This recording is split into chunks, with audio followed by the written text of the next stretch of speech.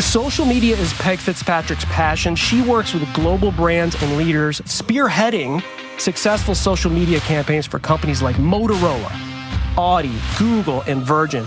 She was, Jim, the first head of social media strategy for Canva. She's been a brand ambassador for, small companies like McDonald's, Adobe Spark. She's the co-author of The Art of Social Media, Power Tips for Power Users with Silicon Valley legend Guy Kawasaki. And she's now releasing her brand new book, The Art of Small Business Social Media. She is the amazing Peg Fitzpatrick. Peg, thank you for coming. I feel like I could just, stay here in this pink show forever. That somebody else giving me good vibes. It could be my movie cut. It could be my movie poster or something. There you go. Is our branding on point? Is our branding? Yes. For me, yes, it's perfect. We win the internet today, Jim. You do win the internet. Good. Thumbnails win the internet. I mean, we all know that, right? Oh, awesome. Peg, first of all, we didn't talk about this pre-show. And so, honestly, we didn't give you a list of questions or anything like that. Nope. We just said, we're going to talk about your book. I want to know, because it's release day of your new book. How's it going so far? I see you're number one on a bunch of charts. And do you follow that kind of stuff? Yes, I've been refreshing Amazon all day. It's horrible. It's horrible. Today is a hard day. It's really exciting as an author because your book is out there, but it's also now it's out in the world. So it's people's book, right? And it's not really my book anymore. So now it's going to be people reading it. It's going to be their book that's going to help them learn new things. And so it's exciting. It's just it's a little scary. My last book I wrote with Guy, which you guys already mentioned, and that we have a co-author. It's a little different. You do interviews together and you're talking about stuff together. And, they're really interested in every single thing you have to say about it. Your spouse only cares a certain level. Your spouse is like, when do more checks come? Exactly. No, he hasn't actually asked me that. I'm kidding. That'll be later. So I have to dig in on this thing because I've always been this person that's wanted to write a book, right? But every time I get started, I'm like, I hate this, right? And I just can't. Jim knows this. I have the patience of a It's flea. Hard. Writing a book is hard. Right. It is. And I think a lot of people think, especially now with AI, you could do all this other stuff. But what I liked about it was you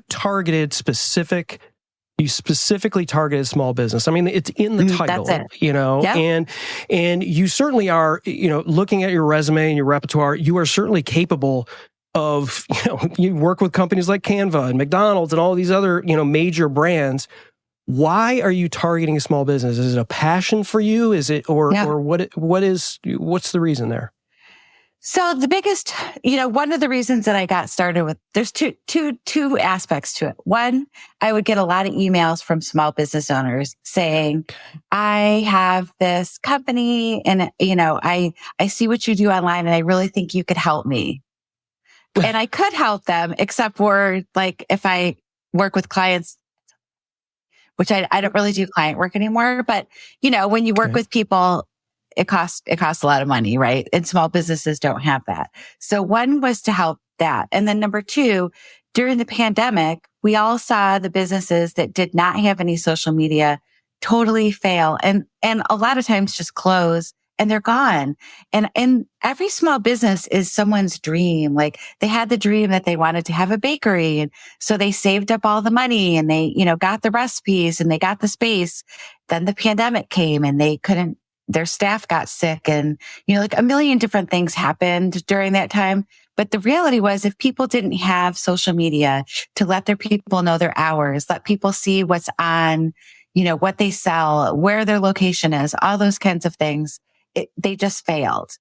Before that, people could kind of say, well, I don't really think I need a website. Well, blah, blah, blah. But now, who knows what you're going to see when you Google search something now? It's not even AI is your top answer for everything. Every single answer is AI. So you better hope you already have some good searchability because if you don't, who knows if they'll even show you on the front page and will people even scroll down? Everything is a lot harder now, right? It is. It is. And, to your point with AI, people think it's easier, right? It's like, oh, you just plop it into this and it's going to give you all of this stuff. But it's like, you talk a lot in this book about how to differentiate yourself. And you talk a lot in this book about, how to, create a brand for yourself as a small business. And I want to get into that. But I love that you've got this passion for small businesses. The other great thing I love about this book is by reading it, you can feel your passion. It's not. I appreciate that. Yeah, it's like you can, and it gives practical examples. I love the fact too is that the case studies that you used were like, this is a company that doesn't really exist. I kind of made this up. But you can put yourself in the shoes of some of these businesses, these examples. How did you come up with the examples of these case studies? Was it just, did you change the names to protect the innocent kind of thing? Or were they just really... Some of them, yes, but Mike's Mobile Marine is actually my brother-in-law's company. He's in there. That's an actual company. He does not have any social media, but he's always like booked all the time. But I'm like, you still need it. You should still do it because he has like a competitor that keeps trying to go onto Google and say that his business is closed because he hasn't claimed everything.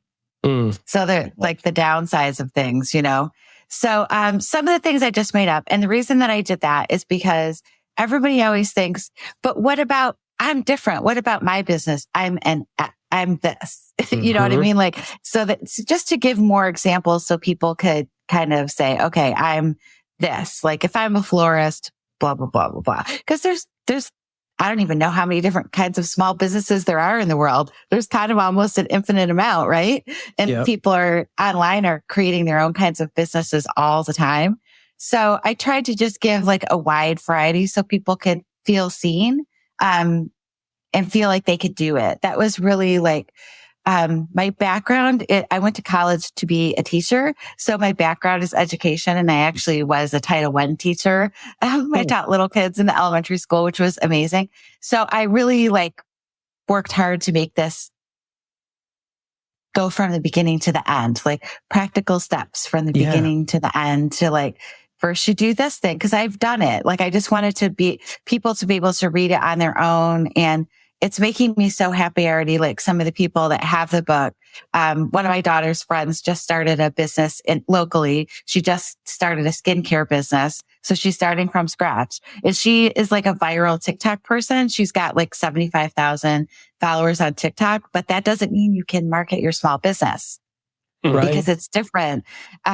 So she got it and she was like, I brought it to her and she was like, I'm going to read it and I'm going to give it to my mom. But she started reading it and she was like, I'm going to keep it. I sent my mom her own copy because I need to keep it so I can learn all the stuff. And that makes me so happy. Yeah. To be valuable for someone who's starting their business or already has a business, because sometimes people start and they get stuck on social media. That we see that a lot too. Small businesses, maybe they hired someone who didn't do a good job. We've seen people do that. They spend money and then they kind of get railroaded or cheated and the social media doesn't work. So they say it doesn't work.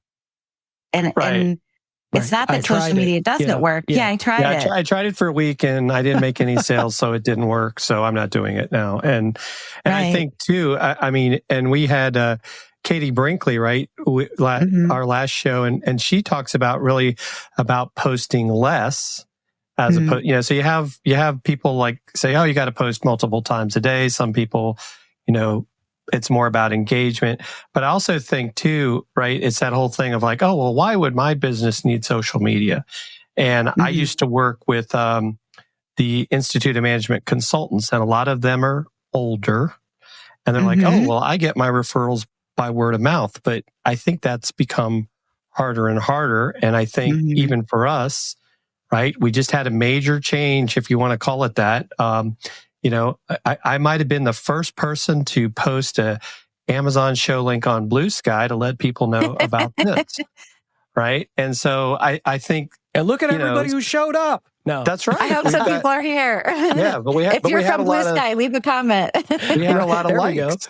right? We had a lot of likes, which some of these other platforms, you're not getting that reach now. So it's kind of like, but are the people on Blue Sky yet that you want to get in front of? Or, do I spend all my time on TikTok? Because to your point, is it really growing my business if I get 7,000 people watch my video? I think that's where those metrics that in the past were measured. I mean, we'll get right back to the show, but first I wanted to tell you about Social Media News Live. Jeff C. and his amazing guests will keep you up to date on what's happening in this entire changing world of social media. They talk with industry experts and innovators and creators about the latest social media news, tips, and tactics, and they broadcast live, so you can ask the questions that matter most to you and your business. Jim and I love this show, and we know that you will too. Head over to socialmedianewslive.com. Hey, tell them Dealcasters sent you. Now back to the show. So how do you think people need to approach that, Peg, as they're putting their plans together as far as like, well, where do I go? Or they all think, I need to be on Facebook, but is Facebook really the place for them? Right. Part of that, I mean, I go into that obviously in detail in the book, but it really depends on your business because every business is different. Yeah. So you can't just say this one's for you and this one's for you. Everybody goes here. It's not like that. It's more like what is your demographic of people who are going to be your customers? So you kind of come up with who your ideal customer is. So when I'm writing the book, it was small business owners. That was the only person I was talking to. There's never any times when I say, and if you work for a large brand and have a team, you could blah, blah, blah. I never did that. It's only small business owners, assuming that they're going to do everything themselves because I feel like that's what they're doing. So it's kind of the same with social media platforms. You figure, okay, like what you were talking about is after the election, even more people made the mass exodus from Twitter. I still refuse to call it the other name. I know, I'm the same way. I still call it Twitter. It I don't care. sounds funny when you say it, how you're supposed to say it, right? I know it has another name, but I like Twitter. So, I mean, people just like mass exodus to Blue Sky, which is so weird to me because I got Blue Sky when it first opened a year and a half ago or two. I don't even know, 2 years ago or something. Oh, it's been around 2 years? It's been around. Yeah, it's been around. Yeah. And I just grabbed my name.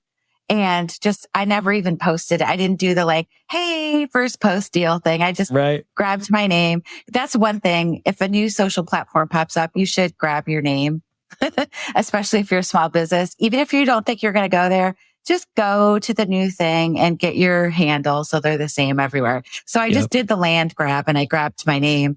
And then all of a sudden I'm like, why is everybody because Threads is actually doing really great. But I think part of that is people are also frustrated with Mark Zuckerberg and his supporting fascist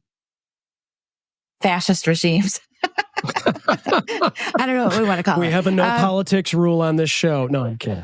I didn't even mention any politics. I know. I'm just kidding. No, but I mean, I think that's part of the reason. Most of the people said they were leaving Twitter, but writers and authors that they just were so embedded into the Twitter community that they just could not pull themselves out. And one of the best things I've seen though is Stephen King is on Threads now and he is all in. One day he's everyone is loving that he's there. And he's like, I'm a Threads guy now. It was his third post and he's commenting everywhere. If people mention him, he's like, I'm here, giving people advice. It's crazy. So social media can change at the drop of a hat or who knows, a butterfly could drop a wing and the Amazon rainforest, however that theory goes, that it changes the weather all over. It's kind of what happens. So hopefully what you're doing when you're building your social media for your small business, you're going to be, I call it platform agnostic, which is what I really wanted to create, like a system that you could do that it doesn't matter if you're on Blue Sky or if you're on Threads, you're still going to be the same you, right? You guys are still going to be Dealcasters live. You're still going to, have great guests on and you're just going to be live and talk about great stuff. So when you go to the new platform, it's not oh no, what do we do there? You're kind of bringing your same self over. There's always there's differences between every platform and how you post things, what they look like, how many hashtags. That was one thing that people really can't pick up on Threads is only one hashtag will ever work. That's it. Hey, it's Mitch. Mitch Jackson is in the house. You're Threads a rock plus Blue Sky plus Peg equals love and fire. Mitch. He's so awesome. He sent me my very first message on Blue Sky, and it was like how to block all the bad political stuff you don't want to see. So I did that immediately, which is always good to do. Block all the words you don't want to see, and then yours makes it all better. Mitch was probably our fourth guest, maybe, Jim? Fifth guest all time, something like that. I'm sorry, Peg, go ahead. You were saying. It's awesome. I was going to say, going back to our Google Plus days, in our Google Plus days, which we were all there, that's one of the things that made Google Plus successful was people were sharing how to use it. Cause there was that was one thing, people that came over there as new people always had a hard time. We don't get how this works. And if you did anything wrong, according to the social media, like the Google Plus, the jerkier people that were there, they would really jump on you and be mean. There was a lot of trolls on Google Plus. That's one thing I don't miss about Google Plus is there was a lot of it was really like a mean, grouchy area over there. I found all the nice people and made friends with them and kept them forever. And the other people thankfully have disappeared. But that's one thing when you're going to different places. They all work a little bit differently. But the goal as a small business is to be platform agnostic and to create just like a brand, to know what your story is. If you're not sure what that is, watch the show that Jeff and I did earlier today. It's on my YouTube channel. Really good about storytelling for small businesses.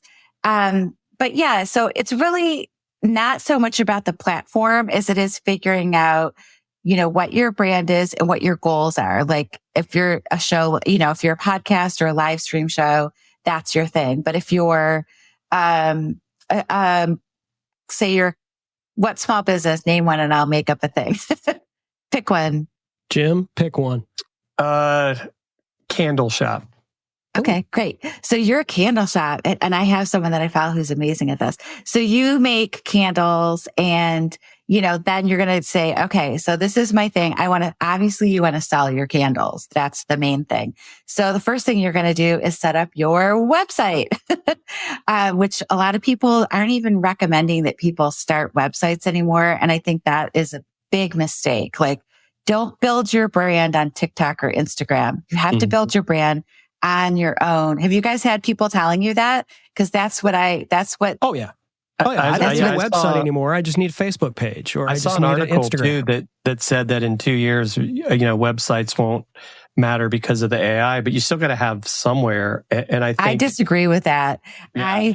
I think that but that's what I'm seeing too, is people saying that. And I vehemently disagree with that. You have to have your own website. Is the only thing that you will still have when that thing is gone.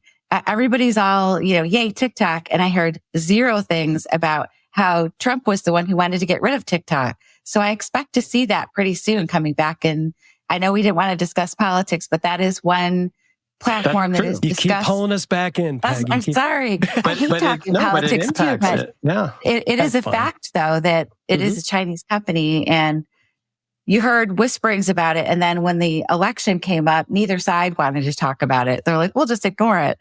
But the reality is that could go away. That could disappear. And people have built their whole platform. Yep. People do sell things there. There are people who are making a lot of money on TikTok that are selling stuff, but back to our candle maker. So our candle maker is going to first start a website and set it up with WooCommerce or something. Get your sales all set up so you can take sales.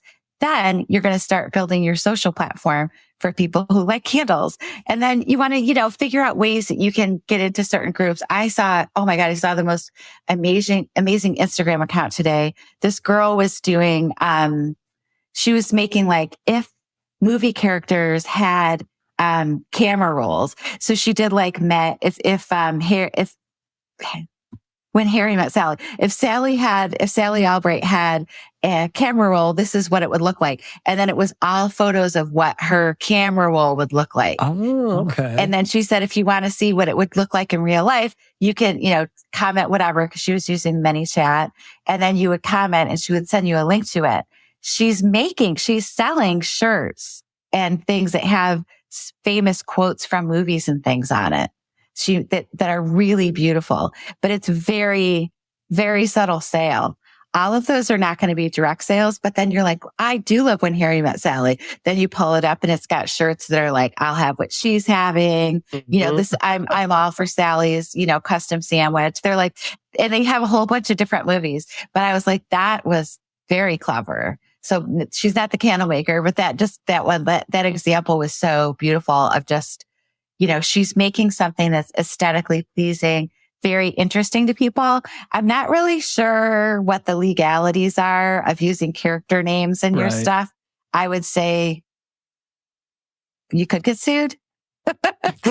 Ask for forgiveness, not permission, probably. Yeah. Mitch probably knows the answer to that. If it's your whole business we have a lawyer plan on the line. That's sketchy. But anyway, I liked the idea of it. Like the idea of it was really beautiful and really well done. It was like the kind of like videos where it's like just photos, but it's like cycles through with music. And it was very, very interesting, engaging. And I was like, wow, what a great sale. The subtlest of sales, and 100% clicked. And I was like, I'm going to buy some of those. That's my biggest problem on Instagram or TikTok is I always see things. I'm like buying books all day long. I'm like, I have to stop.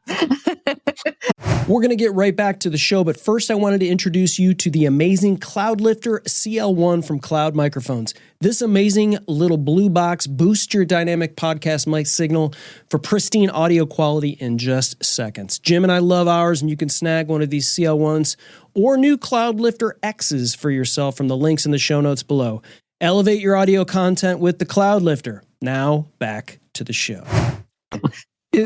So this is really interesting to me because, and you focus a lot in the book about this is don't necessarily try to master one of these platforms because, like you said, at any point in time, they could pull the rug out, Then Jim and I, when we started here on, live streaming on Amazon, we didn't know how anything was going to happen. We just knew we wanted to go and solve people's problems on how to figure out podcasting and live streaming and have like a podcast. We didn't know what it was going to turn into. But because it steamrolled into this thing, everybody was going, how do I get myself set up on Amazon? How do I do this on Amazon? You guys are the Amazon guys. And all of a sudden we had this sort of moniker of being the Amazon guy. Or guys.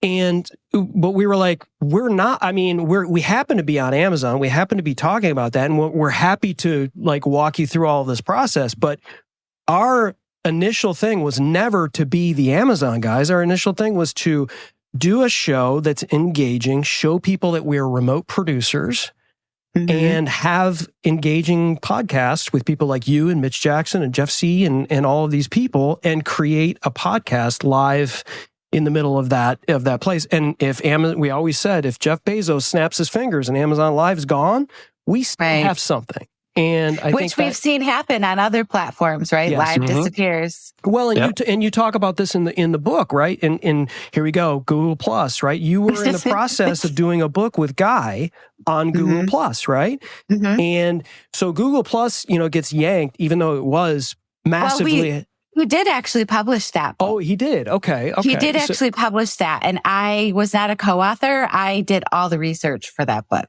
That's why I knew so much about Google Plus, because I literally read the whole help section, all of it. And I linked it to everything in the book. So Guy self-published it, but then it was a paperback as well. So but now it's not relevant anymore because But you talk about this and Jeff talks about this as well. That's how he met you. That's how you met Guy. That's how all of this, and you guys have continued this, business and relationship and friendship with the people that you've met on that platform. So your intention, even though it was built on this platform, is like, I can still take what I'm doing, whether it's the networking that it provided or any of these other things. So, I guess how I'm going to frame this into the question is you talk about this because we're really talking about how you create a better brand for yourself. And you talk about the 3 seeds of a brand in the book. Did I? Yes. Yeah. And they are, let me grab my book.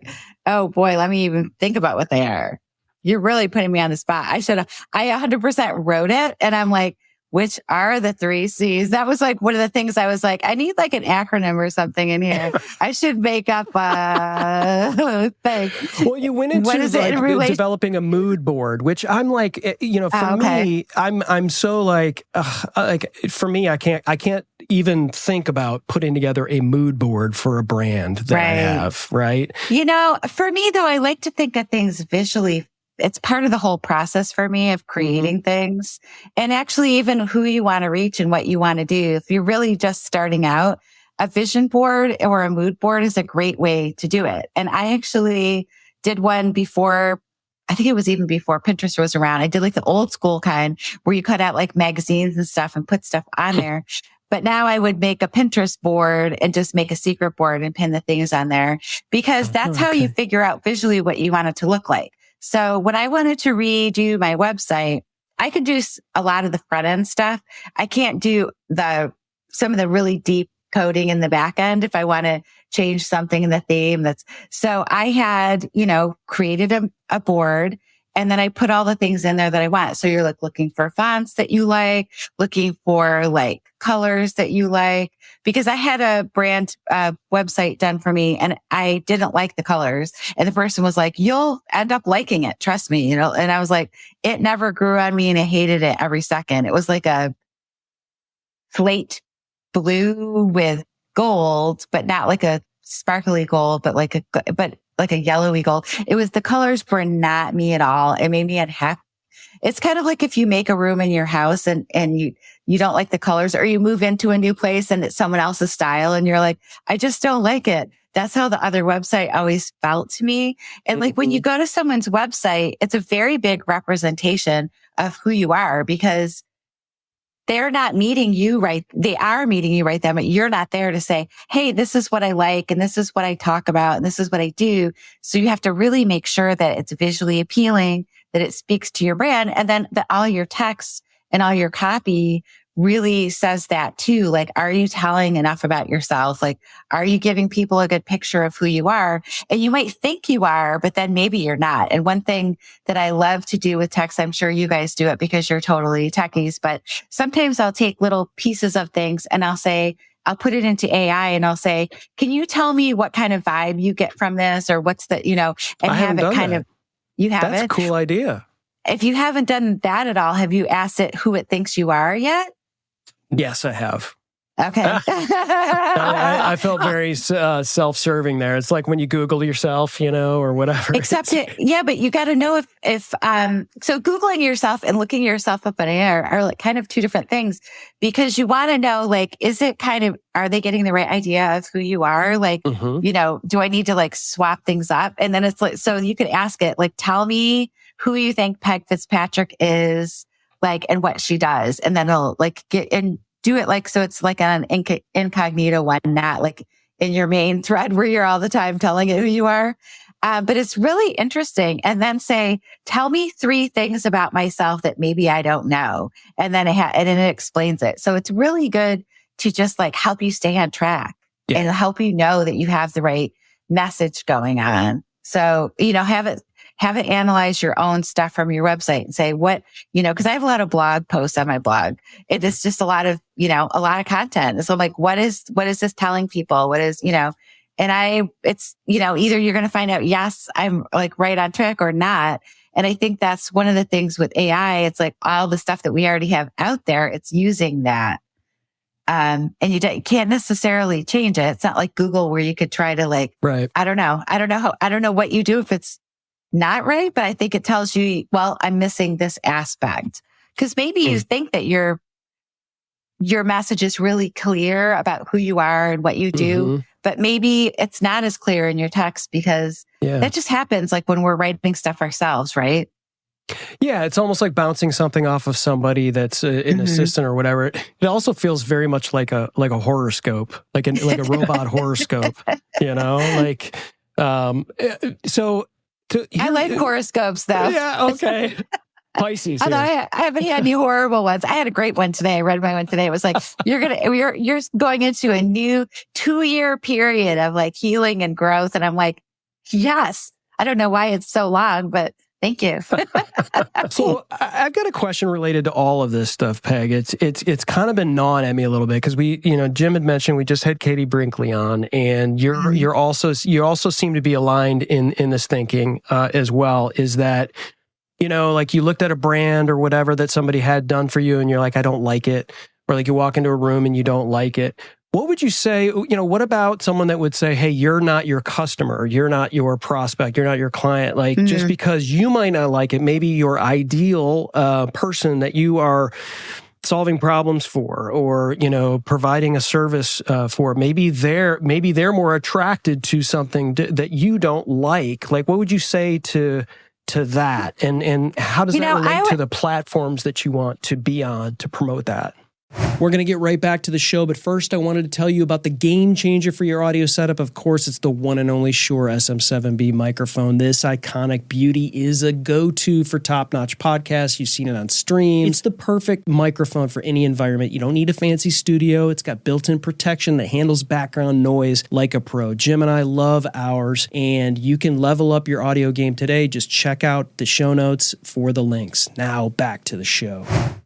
I would say you kind of are your brand, though. So if you don't like it, it's going to give you a bad vibe, which is what mine did when I didn't like it. Like I was like, oh, I wouldn't even want to share stuff. Like I just didn't like the way it looked. Now, when people go to my website, they're like, it looks like you and it's happy and I love the colors. And, even the pink that's on it was something that, at the time people were like, don't have pink. People just think it's for girls, or pink is only, that's such a girly color. But my pink is a very bright pink and it's very close to red. It's like, if you look at the little color wheel, it's like really close to red, but I just did not want to go with a bright red. And it does really well on Pinterest. It was very close to like the good Pinteresty colors that people like. So I was like, I'm all in on the Pinterest colors. So. But what happens if Pinterest changes their brand color, Peg? What do you do? I don't care. It's just what people like that are on there. Pinterest has had the same, they're Coca-Cola. They've had the same red forever. I doubt they'll change. That's true. So Coca-Cola is one of the only brands. They've had the same exact everything since like 1912. Isn't that crazy? Same logo, same color, same everything. And Pepsi changes constantly. Who even knows what their logo looks like?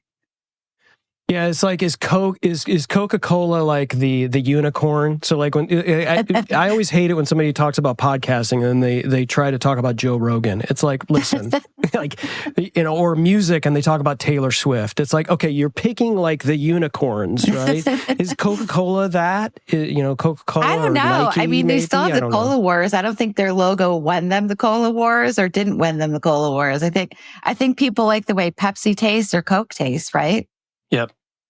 And true. I don't think that changes. I've never heard anybody that's changed their mind that was like, I loved Pepsi and now I love Coke. Which one do you guys like better? I'm a Pepsi guy, but I don't drink soda anymore. But when I don't drink soda either. Pepsi. I don't either. But back in the day when I could drink soda, Coke from a bottle, like when you could get it out of the machine and just flip the little tab off, that was probably 50% sugar, but so good. So Gen X, no soda. We know you shouldn't drink it. I know. Well, we grew up on sugar cereal and soda, so that's right. Who knows better than us? So those of you who are watching and listening, we are live on Amazon, and Peg's new book. We're talking about Coca-Cola and all kinds of stuff. And Peg's new book is available in the carousel on Amazon. And for those of you who are not watching on Amazon, go to pegfitzpatrick.com or jump over to Amazon and pick up the brand new book. Came out today. God, so live. Came out today. It's so new. Yeah, look at that. Look how brand new this is. The Art of Small Business Social Media. And we've got a question from our good friend here, Mitch Jackson. Let me see. Hopefully this doesn't fill up. Let me see if I can get it aligned here a little bit better here. Mitch asks, what's the biggest change Peg's seen over the last 2 to 3 years on social that we can embrace and leverage to improve engagement and our experiences? new mindset, new attention issues, approaches. That was like the most question marks I've ever seen in a comment, Mitch. Congratulations. But all used correctly. So, Yes. Boy, that's a really good question. I would say over the last 2 to 3 years that it is harder than ever to share links, and social sharing in general has just totally died. So we've gone from, like, in the art of social media, we talked a lot about curating content when you would, find a lot of great things and share them as a big part of your content strategy. And I think that really doesn't work anymore. As much as I still want to share things that I see that I like, I usually just share it individually with people instead of sharing an article that I see, unless it's something really strongly suited. So I would say it's gone more from, being a quote unquote like generous person and sharing other people's content. Like that was our mindset before. Now it's more you're sharing your own voice and your own content. And I would definitely say, what you mentioned earlier that Katie would talk about is, you can share less things now. I feel like you don't have to share. I've been more on an upswing because I'm in like book launch mode. So I've been sharing more, and I've been a little bit like, oh, I hope I'm not sharing too much. Because in the past, I would have been sharing a lot more posts. So the book posts would have been mixed in more. And now I just don't share as much content, even though I feel like people see your stuff even less, even if you're following people. It's really, really hard to know if people see your stuff now, right? Yeah. It just is. And so, Peg, do you think that's really where you get the importance of, like, how do you build a community on social, right? We get into, if you want to call it the dark web, where you're able to DM people stuff that are willingly wanting your info. I mean, even as an example, we have, broadcast channels on Instagram that you've got a list of people that when you put that broadcast out there, in theory, see that, where if you put it in the regular feed, they're not going to see it because it's overcome by, millions of posts per hour or whatever. Right. So I think one of the ways that, like, how I've changed social sharing. So instead of like for the pop-up live series that I was doing, it is a blog post and I am sharing that. But like for Instagram, I'll create I'll create a post for it and talk about it, and then use ManyChat to say, like, comment a word, comment storytelling below, and I'll send you the link. So now people who want to read it, I just send them the link directly. Or if they want a link to the book, I can send them a link directly that way. That's the way that I see most people getting engagement now, is creating those posts that it's a standalone has value post, like the girl that I talked about earlier that was created the really great reel. And then, it was linking back to her site that was selling, products that were related to that. So I think that is how it's kind of a permission based. People say, yes, I do want to receive that. And then you send them direct message. Then it's giving Instagram the signals. Hey, I'm getting comments on this. More people are going to see it.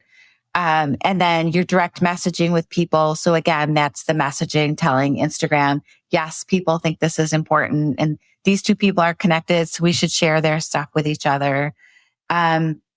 Yeah. So I think it's just changed like that. I think it's more intentional sharing, like Instagram stories before, people just kind of use them like haphazardly. You just kind of like post things whenever, and have like so many Instagram stories. It was just like little dots up at the top. And then you're just like, I don't even want to that's too many. I don't want to know 20 things you did today. That's just a lot. This person is a lot. Yeah. Yeah. It doesn't it? Don't you immediately think that? Like that? It's too much.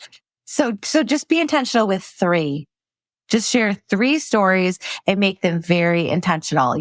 Tell people what you're doing. It's like a little behind the scenes stuff. And then if you're promoting something, like you're going to be live later, that's one of them, but just do 3. Don't do it. Like I'm saying that today, I probably have more because people are sharing things and I'm resharing them. So it's a little bit of an extenuating circumstance. I won't always have more, but I try to be really intentional about what I'm sharing, knowing that I'm going to share less things, because I, in the past, would share a lot of things. I mean, Twitter, especially, I would just have tons of content scheduled out, entertaining things, articles, my blog posts in there. I always, published on Mondays and then filled in with a lot of other things. So things have changed like that. And then I like to use Pinterest as kind of the backup plan for all of it, because Pinterest is still good for long-term things. It's never good for things today. So like we're live today, sharing that on Pinterest isn't going to help the live event. But then when we have the video up and there's clips, it's the perfect place to share it because you can share it to your podcast boards or your social media boards or whatever it's related to.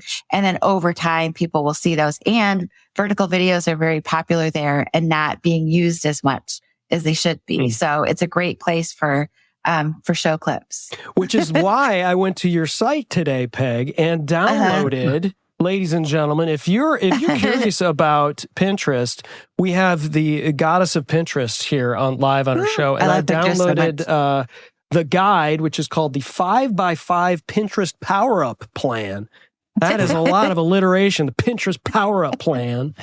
I know. I mean, I did that for a plan workshop. I was doing a workshop and I wanted to give people like something. I like to do actionable advice for people, right? Mm-hmm. So if you have something, you can create 5 different pins for the same thing. Power up. I love it. Right. And then you can share them out over 5 days or 5 weeks or like whatever cadence you want. You don't have to create them and share them all. You can just like trickle it out over time. Pinterest is still really good. Oh, Mitch, thank you so much, Mitch, for buying it. Mitch is the best, literally. He is literally the best. Yeah. So yeah, Pinterest, I do have a lot of resources. It's funny because I was like looking at stuff for like, I don't know, book related things. And today, for some reason, I had a lot of people signing up for my email list. So I don't know if people were looking at book stuff and like, hey, she's got free resources up there. So, which I do. I have one for call to actions that's also very popular. Yeah, look at all these. She's got the 5x5 Pinterest Power Up Plan, which is like I'm a plosive machine plugging air into my microphone. Fire up your feeds with 31 days of social media magic, the free visual branding guide, the 300 calls to action. That one is very popular. It explains how to use calls to action and also just gives you 300 of them so you can rework them. And right. So this is the other thing that I've really tried to get away from. And I see other people doing it all the time in terms of calls to action. It's like, check out my, it's like, okay, we can do better than that, right? I mean, let's just pause. Here's like, if you've got a list that you can go to and kind of like alternate, check out my. Take the list and put it into AI and say, AI, my brand voice is blah, blah, blah.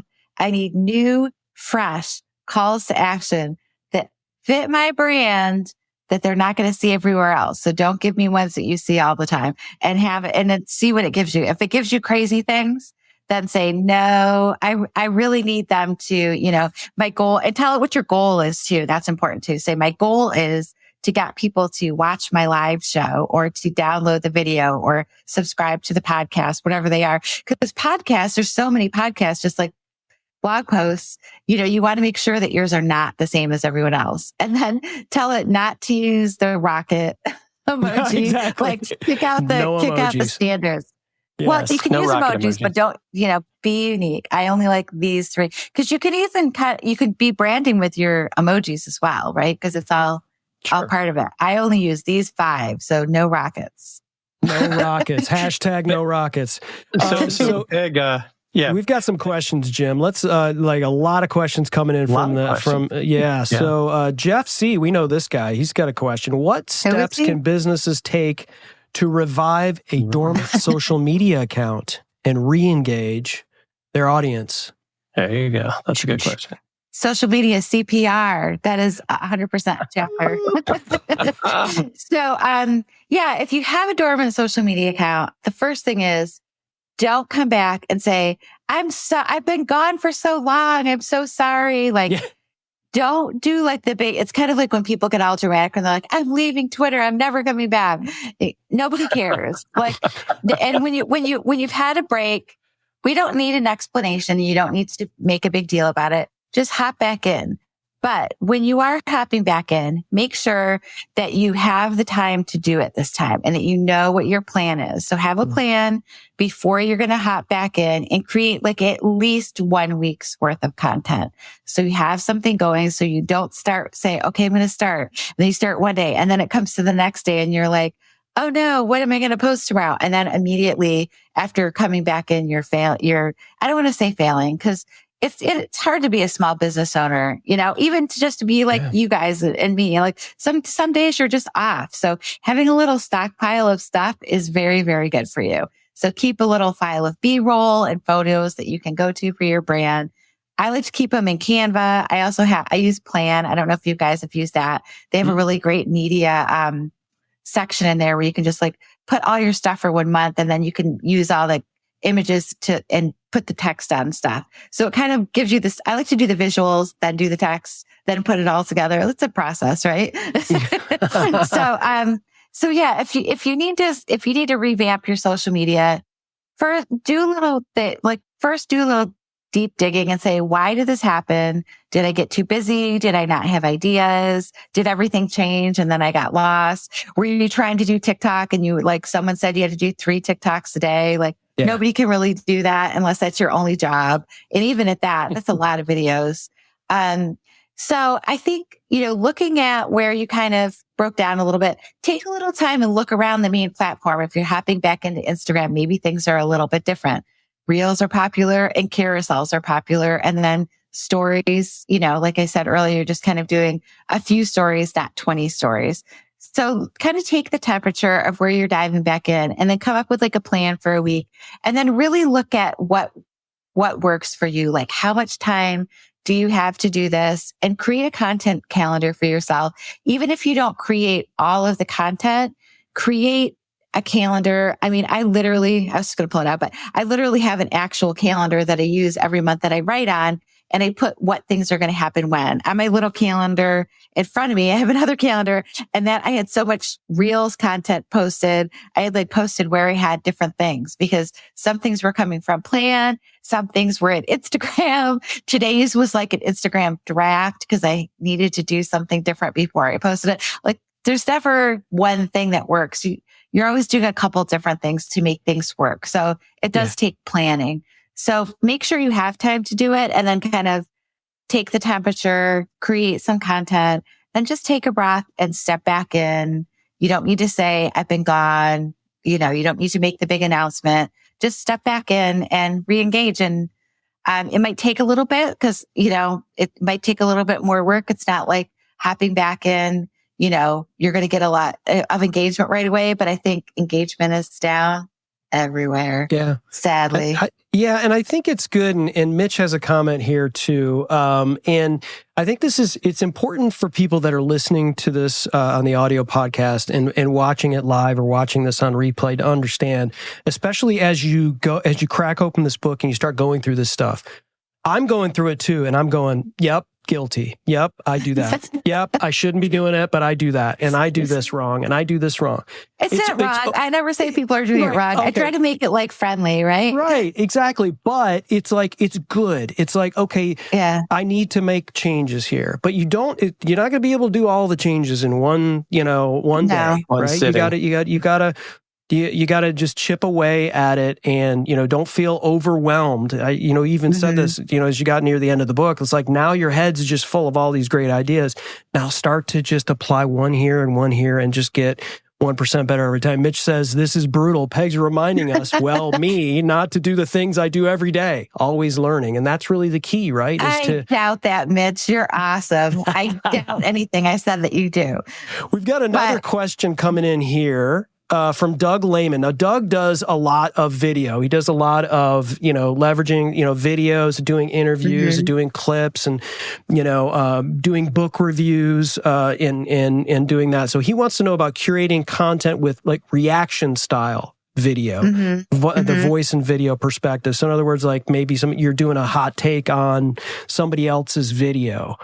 We're going to get right back to the show, but first I've got to share this genius tool with you. It's called the PlexiCam. You can say goodbye to awkward eye contact struggles on your live streams, your presentations, your Zoom calls. This PlexiCam lets you maintain eye contact effortlessly by simply attaching to your monitor. It's compatible with webcams, phone, DSLRs, you name it. It's like having a personal eye contact assistant. Jim and I both love ours. So level up your eye contact today. Check out the links below. Now back to the show. What are your thoughts there? You can definitely curate that kind of content, or like the meme kind of things, you know, that in CapCut, those are popular, where you can go in and find the thing. Like today's video that I did was a Friends meme that I just thought was funny. So yes, you can definitely curate like trending audio, sounds that you like, and videos that you want to react to, or different kinds of clips. That's 100% fine. I was talking more about like blog posts. Like it used to be you would curate blog posts and you would share other people's content a lot. Was more what I was talking about. And that kind of disappeared more with podcasts. I feel so bad for podcasters because I hardly ever see people sharing podcasts, like saying, listen to this great thing I heard on a podcast. I feel like blog posts used to get shared a lot more. Don't you think so? Yeah. Yeah, they did. Like, what happened? Right? Bad podcasts happened. Maybe. Well, there was bad blog posts too, but there's also a lot of great podcasts. Like, are people only individually sometimes that gets into the community aspect of, right? We should be supporting each other as opposed to thinking that it's all about you. Because I mean, in fact, you know, like Jeff Boskin has a great podcast, and he posted something the other day. I said, hey, this is something you want to listen to. But I think to your point, you don't see a lot of that. I don't know, Chris, if you feel, but I know that we're different in some aspects than other folks. A lot of people don't want to spend the time on social promoting their podcast, but that's the only way people are going to find out about it. Because I'm not going to go to Apple and say, hey, find me this podcast. It just doesn't quite work that way. No, I don't think it is. It's a lot. I guess my hot take on this is that I think a lot of like this show right here that we're doing is probably going to be about an hour long, you know, plus or minus. And so I think it's a lot to ask someone to sit down, and thank you for all that are. Richard's here, Mitch is here, Jeff's here, Jeff's dinner's burning. There's like a lot. Yeah. Go fix your dinner, Jeff. Catch it on reap. No, I'm kidding. You know, go catch up on Blue Sky. But I think it's a lot for someone to say, hey, I'm going to, you know, and so you got to curate this community. Maybe it happens like Jeff shows every Friday at 11 Eastern. And so, you know, it happens to work for me. If it didn't, I'd try to catch it on replay. And I think it's a lot for someone to ask someone to listen to an entire episode and really grasp something and then go, I want to share that. And so, unfortunately, it's just, I think it's just not happening anymore unless you're putting out like maybe a clip from the episode. Like here's a short, here's a reel, you know, here's something that you can pin, you know, here's a Pinterest video to your point. It's just, it's difficult to say, hey, here, listen to this for an hour. I really got a lot out of it. I don't know. It's a lot. I know, but it was really the same with blog posts. I feel like now it's more about building your own community. You know, like everybody, we're all trying to like engage and build our communities, but I still feel like sharing, I haven't like given that up in my heart. You know what I mean? Yeah. I still do like to share my friends' stuff. I think now I try more to like and comment on everything that I see of my friends. Like when I see your stuff on TikTok, I try to always comment and like it, because I feel like that is how we help our friends now, right? Yeah. Versus sharing it. It just doesn't seem as much though. You know what I mean? I don't think it does. Yeah. I don't have a solution to that. I'm just lamenting. The good old days, right? Peg, I mean, yeah. And going back to Mitch's question, do you feel like, you know, and I think, you know, because I'm one of these older people, older than young Chris, I think people that in social media, especially these business owners, right? Video is a big struggle for them, especially if it's, I think, more so short form video as opposed to, right? And the beauty of what we're doing here is like Chris can take this and create a lot of short clips from this. Right. And I don't think that people always think about that. They think, oh, I've got to say everything I know in 60 seconds or less. And it's a lot of pressure. And I put it on TikTok and nobody liked it. Right. There's definitely an art to short form video. I mean, long form video is one thing, but short form video, it's really harder to be interesting in a short period of time, right? You only have a short little glimpse to say something, and that's where people freeze, and they're not thinking there's a lot of different ways to do things. So they might just be thinking, I have to be on camera for all that time. They're not thinking they can edit in B-roll or photos or other things because they're new. They don't really know how to do those things yet. Right. So if you are starting, I say check out TikTok and YouTube and look for how to create short form videos for my small business. And then you could even use AI for that to ask for ideas and just say, AI, I want to create, 4 short form videos and, and this is my plan. Like I would have a sale, like we'll go into Black Friday because if you haven't created your Black Friday content, you're kind of in trouble already, but right. you can still pull it off. You can still pull it off. You got like a week. We believe in you. So you could just ask it like, this is my candle business. I need something for Black Friday. My brand, it's blah, blah, blah. And these are my customers. And this is, I need to make 4 different kinds of videos. Give me 10 ideas. And then you select from those. It'll even give you little scripts and it creates really good little, like it'll say like talking head. It'll give you like a little breakdown. It never just gives you all talking head. It gives you like B-roll, add this. It gives you a lot of suggestions. So if you're not sure, just really watch a couple videos to figure out how to create your video content. It's not as hard as you think. This takes a little bit of time to get used to being on camera, but there are ways around that. You can use like B-roll video that's not your face. You can do faceless videos, which are also pretty popular, where you're not even on camera at all. It could just be your hands making the candles or something like that. So look up how to film B-roll and then look up how to create some scripts for and you can just put those things together. It's not as hard as you think. It is hard, but you can't expect that you're going to put things up for the first time and make lots of sales. It does. Right. It takes time on any platform to reach people. There is the rare thing where someone puts something up and it gets, actually on my TikTok account, one thing I put up that has nothing at all to do with my business. I filmed my husband making, homemade Reese's peanut butter eggs. Mm-hmm. And it has like 450,000 views on it. It's the most views on my TikTok account, but it has nothing to do at all with my account. And there you go. Because it was when I wasn't really, pardon me? You were selected. And everybody loves it. And you know what? It comes up every Easter because it's like 3 years old now. At Easter, it trends again, which I didn't really know content did that, but it does there. So, it is hard to do video, but it's not so hard that you can't figure it out. It does take time, but you can batch process if you're going to do some short form. Exactly. And you can practice, like you said. Or you can hire people to do it. Yes. Mm-hmm. Yes. and you talk a lot about that in the book. And for those of you who are watching, PegFitzpatrick.com, you can go to Dealcasters.live. Peg's new book is in the carousel. It is The Art of Small Business, Social Media. This has just been amazing. I do have a one question we didn't get to that I was really curious about, Peg. I hope it's not the 3 C's again, because clearly I don't remember what I wrote. It's not the 3 C's.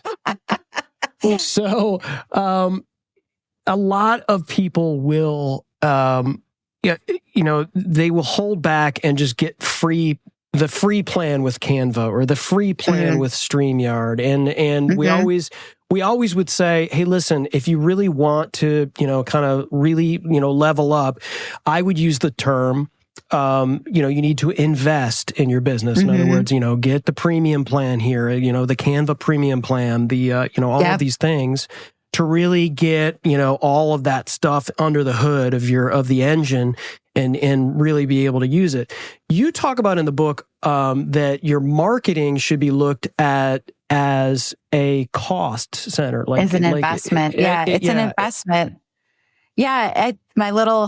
I don't have it right here. I can't grab it. I have little stickers that say marketing is not optional. And I made a little Etsy shop, which I only shared once, but I made little coffee mugs that say marketing is not optional. Because if you're not marketing, if it's not a line item, it's not going to be done. And you have to have marketing to get sales, unless you have a bunch of salespeople out there, which most small businesses don't. So marketing has to be a line item, and there are some expenses with it. Even if you're doing it yourself, you do have the expense of like Canva or some other things. I will say Canva is the best deal you can get. I don't work for them anymore. I started working for them, but I mean, I think maybe it's like $12 now for the monthly plan. It's insane. Is it still $9.99? It's around there. It's very inexpensive. It saves you so much time. But just don't waste your time doing a whole bunch of different things. Like pick the one that you really like. Canva is clearly the forerunner here for small business owners because you can do everything in there now. You can make bookmarks. You could make the little tent cards that go on your counter. You can make posters. You can print all these things and you can make 2 posters and print them and have them sent to you. But make thumbnails that look like this. Yes. That was Canva. I love it. The best thumbnail ever made. It makes me so happy that you love my thumbnail, Peg. I totally do. When I share, I'm like, the best. I think I said that when I shared it on Blue Sky or somewhere. But yeah, you do have to make an investment for your marketing. Video is something, if you were a small business owner, if I could choose one thing that I would outsource, I would do video. I would hire someone to come once a month and film a bunch of stuff and then process it for me. And then I wouldn't have to think about it at all, except for, just looking at stuff. The girl that did, I did a brand photo shoot in the summer for my book. I did like just headshots and studio shots and things like that. She also did like videos and B-rolls and things for me. That's what she does. She has customers that are like spa owners and salon owners. And she goes once a month and she films a bunch of content. They have a little content day. It's probably only like half a day, or I don't think it's probably even a whole day, but she does tons of photos and videos. And then she creates TikToks and all kinds of stuff for them. So if this is not your area of expertise, that's where you're going to pay someone to do something. So you could get a lot from a day's worth of content. I've been using things since July from one photo shoot. Awesome. That's awesome advice. And I think, that one resonated with me. You even go into detail of like suggested percentages that a small business might think about to allocate towards things like, like what we're talking about, or even, targeted Facebook ads or things like that, which is, something that, is not dead. You have to do it, correct. But like, you can't just expect to create something that looks like an ad on Facebook and not pay for it as an ad and expect it's going to resonate with people's, right? So, I really love the fact that you look at marketing as something that we should look at as an expense. Like, don't think of it as, it should be a line item, like you said, on your profit and loss statement. And I think it's important that people understand that. And like, stop doing the free plan here. I mean, free plans are great to kind of test some things out, but eventually you gotta pack all the stuff in for these things. Yeah. I mean, if my Canva account, if something happened and I lost all the stuff in there, I would be like, what? Because it saves you so much time, and you can have all your photos in there, your video. Like, once you really invest in a platform like StreamYard or like whatever platform you're using, you don't have to think about that aspect. Things change and things update, but it gives you, the more you learn about it, the better you become with it. So I just don't recommend just swapping around and checking out different stuff all the time, especially with like social media sharing. Like, I get so many emails like, I made this social media sharing platform. Will you try it out? I'm like, nope. I'm just like it takes so long to put all your accounts in there and set all the stuff up and set up a plan. Like, I know which one I like, and that's the one I stick with for that particular thing. So not that I don't want to help people out, but I don't think we need any more social sharing platforms anymore. I think we have a lot, don't you? You mean like schedulers?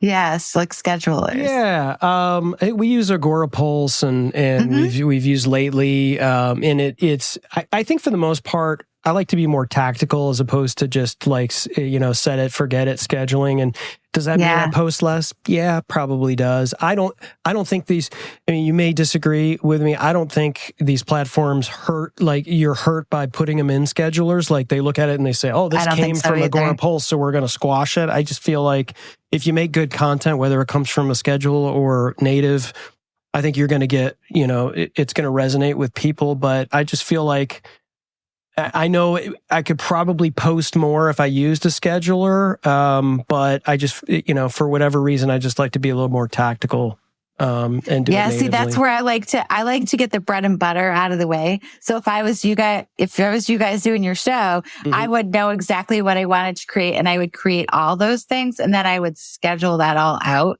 And then I would just put other things in when I wanted to. But that's just how I like to, you know, I mean, when I was we need to hire podcast, Peg Fitzpatrick to do it for us. for sure. Cool. Actually, I know I worked on a podcast. It's not my favorite. Oh, okay. I'm going to tell the honest truth. You don't what? You're on one, Peg. I know. I'm sorry. This is a video podcast. I'm a visual person. I'm not an auditory listener. So listening to someone talk, like I can't work and do it. So it's hard for me. Like I have to like stop working and listen to something. And videos too. Same thing. Like I can't keep a video running in the background when I'm trying to work because words confuse what I'm trying to write. Like my brain is like, you can't listen to words and type words. I can't listen to music I can't listen to Broadway show tunes, which I love when I'm working because then I'm singing and I'll be like typing out the lyrics to Wicked, you know. That's how I don't know, is that ADD or something? But it's maybe. Something. I don't know what it is, but it's something. I got to focus on one thing at a time, real hard. Can you walk and chew gum at the same time? Yes. Okay. And I could do multiple jobs at the same time. It's just really like listening to words. Like I can't, because I'm always creating stuff. Like when I'm working, I'm either writing stuff or creating visuals or working on videos. So I can't have like other input. Do you guys listen to podcasts when you're working on? I'm completely opposite of you, Peg. My creative juice starts with music. So I need music helps, like it just aligns my brain and it gives me. I do like music a lot. I just put music without words when I'm doing stuff. There you go. That works.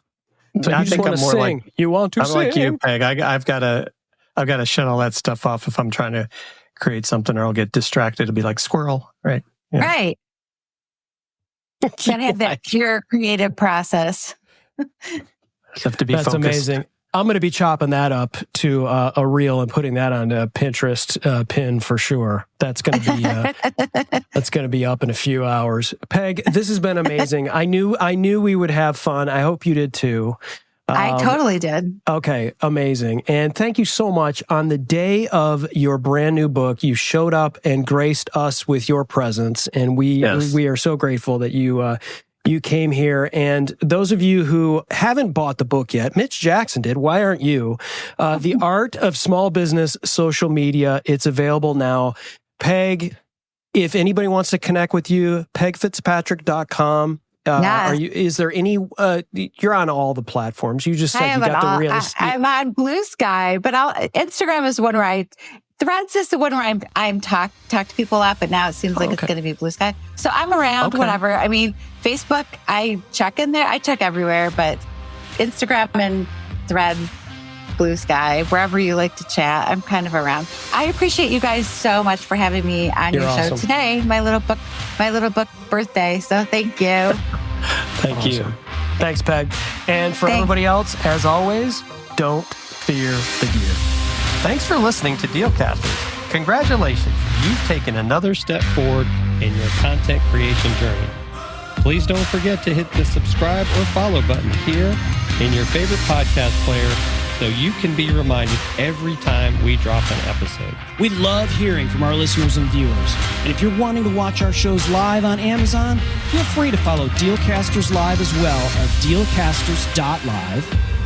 Follow us on Twitter or subscribe to our YouTube channel, where we also included added content that you cannot find anywhere else. If you have questions about this episode or have something you want us to review, you can also email us at dealcasters@dealcasters.live. Thanks again for listening, and you know the deal. Don't fear the gear.